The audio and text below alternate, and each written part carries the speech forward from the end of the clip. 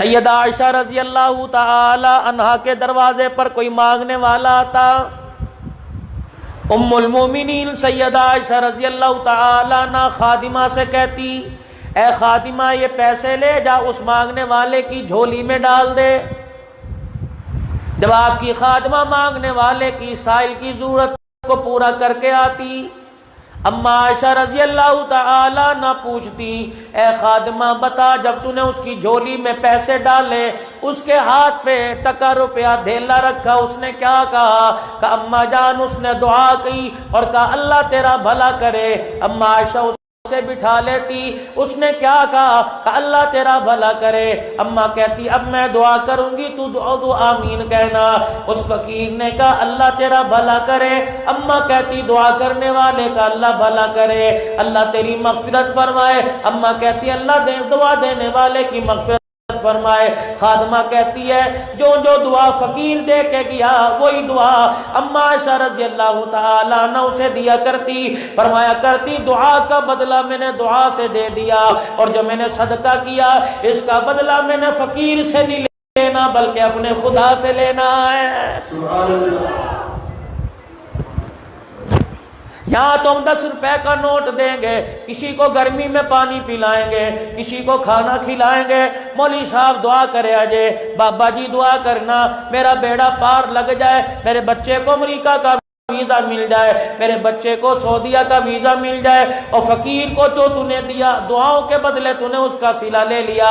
اب اللہ کے دربار سے تو نے کیا لینا ہے؟ علامہ اکرام نے فرمایا کسی کو کھانا کھلاؤ، اس کے سامنے سے اٹھ کے آ جاؤ، کھانا دے کے اس کی ضرورت پوری کر کے اس کے سامنے سے ہٹ جاؤ، تاکہ اسے شکریہ ادا کرنے کا بھی موقع نہ ملے۔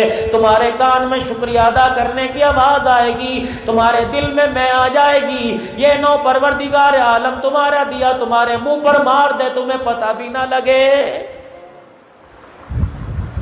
آج مزاج بل گیا، اللہ اکبر، مولوی صاحب 500 روپیہ دے رہا ہوں میرے لیے دعا کروا دینا، پنکھوں کے اوپر نام لکھوا رہے ہیں، پانی کا کولر دیا اس پہ نام لکھوا رہے ہیں، اور میرے عزیزوں پوچھا جاتا ہے اس پہ نام کیوں لکھوایا؟ اور تاکہ جو پانی پیے گا اللہ اکبر وہ نام دیکھ کے پڑھ کے دعا کرے گا۔ مجھے ایمانداری سے بتاؤ گاؤں کے اندر کن حضرات نے LLB کر رکھا ہے، کتنوں نے میٹرک کا امتحان دے رکھا ہے، جو خود انگوٹھا چھاپ ہے وہ پانی کے کولر پر نام پڑھ کے کیا دعا دیں گے؟ او لوگو تو پانی پلانا تیرا کام ہے، اور جنت کے پانی کا انتظام کر دینا، رحمت دو عالم صلی اللہ تعالی علیہ وسلم کے دستے مبارک سے حوض کوثر کا انتظام کر دینا خدا کا کام ہے۔ سبحان اللہ سبحان اللہ۔ امام زین العابدین رحمت اللہ علیہ کو کون نہیں جانتا؟ امام حسین رضی اللہ تعالیٰ عنہ کا صاحبزادہ ہے۔ جب آپ کا انتقال ہوا غسل دینے کے لیے آپ کو کمرے میں لے گئے، غسل دینے والوں میں سے غسل دینے والا باہر آیا اور آ کے کہنے لگا امام زین العابدین کے کندھے پہ کالے رنگ کا نشان ہے، زخم معلوم نہیں ہوتا، پیدائشی نشان نہیں لگتا ہے کسی چیز کو اٹھا کے بوجھ کو اٹھا کے کندھے پہ نشان بن گیا۔ اہل محلہ والے کہنے لگے پتہ کوئی نہیں، گھر والے کہنے لگے ہمیں بھی اس کی خبر کوئی نہیں، اور میرے عزیزوں غسل دے کے کفن پہنایا، جنازہ پڑھ کے قبرستان میں دفنا دیا۔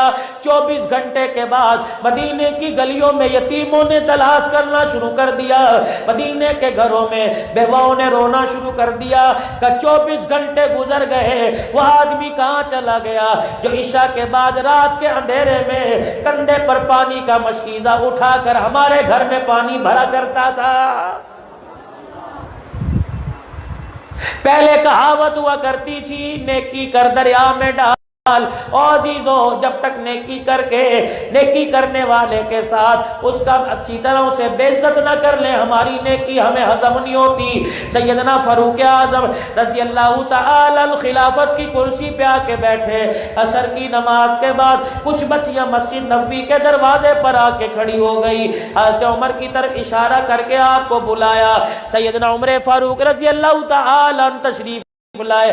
وہ بچیا کہنے لگی چچا جہاں آج آپ بیٹھے ہو کچھ عرصہ پہلے یہاں کوئی اور جوان بیٹھا کرتا تھا، ایک بوڑھا سا آدمی بیٹھا کرتا تھا، وہ کہاں چلا گیا؟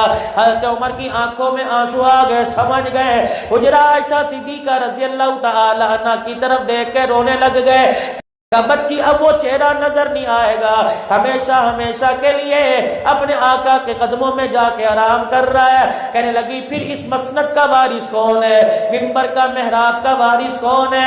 حضرت عمر نے روتے ہوئے اپنی طرف اشارہ کیا کہ یہ خلافت کا بوجھ میرے سپرد کر کے چلا گیا، یہ بوجھ بڑا میرے کندھے پہ ڈال کے چلا گیا۔ وہ بچیاں کہنے لگی چچا عصر کی نماز ہو گئی کہاں؟ کہ پھر یہاں کیوں بیٹھا ہے؟ آپ نے فرمایا کیا کروں؟ کہ ہمارے ساتھ آ۔ حضرت عمر فرماتے ہیں میں ان کے پیچھے پیچھے چل دیا، مدینے پاک کی گلی میں لے گئی، ایک مکان کے اندر مجھے لے گئی، کہنے لگی اندر چلا جا۔ میں نے کہا کیا کروں؟ کہ جو وہ کام کرتا تھا تو بھی وہ کام کر۔ حضرت عمر فرمانے لگے بتاؤ۔ کہ عصر کی نماز کے بعد 2.25 سال ہو گئے، عصر کی نماز کے بعد آیا کرتا تھا، ہمارے بکری باڑے میں گھس کر بکریوں کا باڑا صاف کیا کرتا تھا۔ اسے پتا ہے ہم یتیم تھی، ہمارا ابا کوئی نہیں، ہماری اماں بیوہ ہے، ہمارا جوان بھائی کوئی نہیں۔ عصر کی نماز کے بعد آتا، ہماری بکریوں کے باڑے میں جانوروں کا باڑا صاف کیا کرتا تھا، پھر برتن میں دودھ دو کے وہ ہمارے گھر میں پہنچایا کرتا تھا۔ آج عشر کے 2 مندانے کسی کو دینے ہو، جب تک فوٹو نہ کھچوائیں گے میرے عزیزو وہ ہمارا عشر قبول نہیں ہوتا۔ وہ اللہ یعقوب صاحب جانتے ہیں، لین لاڈوں کو، ملانروں کو، فیکٹری والوں کو، یقین جانو لائنیں بنا بنا کے زکوٰۃ دے رہے ہیں، تصویریں اتروا کے اخبار میں فوٹو کھچوا کے زکوٰۃ دے رہے ہیں۔ اللہ اکبر، ڈنڈے مار مار کے زکوٰۃ دینے والوں کو زکوٰۃ دی جا رہی ہے۔ رب کائنات کی قسم ہے وہ زکوٰۃ نہیں لگتی جس میں زکوٰۃ لینے والے کی عزت نفس مجروح ہو جائے۔ رات کے اندھیرے میں زکوٰۃ دیا کر، دل کے اجالے میں نہ دیا کر، صدقہ خیرات ہو، گاؤں کے اندر تمہارے بیوہ کا گھر ہو، کسی یتیم کو کپڑے دینے ہو، کسی یتیم بچی کا جہیز بنانا ہو، چپکے سے دیا کرو، کسی اور کے ہاتھ بھجوا دیا کرو تاکہ تمہارا نام بھی نہ آئے، دینے والے کا نام میرے عزیز ہو، لینے والے کو پتہ نہ لگ جائے، لیکن جس کی رضا کے لیے دیا اس کے کھاتوں میں تیرا میرا نام لکھ دیا جائے۔ پھر ہمارا ایک مزاج ہے، جہاں میرے عزیزو ہمیں واہ ملتی ہے وہیں دیتے ہیں، جو ہماری خوشامد کرے گا، جو ہماری جی حضوری کرے گا وہاں دیتے ہیں۔ اور میرے عزیزو ایسی جگہ دو جہاں سے خوشامد کا نام و نشان نہ ہو، ایسی جگہ دو جو تمہارے گلے کرے، تمہارے اخلاق سے متاثر ہو جائے، تمہارے لیے دکھ تکلیف کا باعث بنے، ان کے سامنے ایسے بل کے پیش ہو جاؤ کہ وہ تمہارے پیار کے انداز کو دیکھ کر اپنے گلے شکوے بھول جائے۔ امام الانبیاء محبوب کی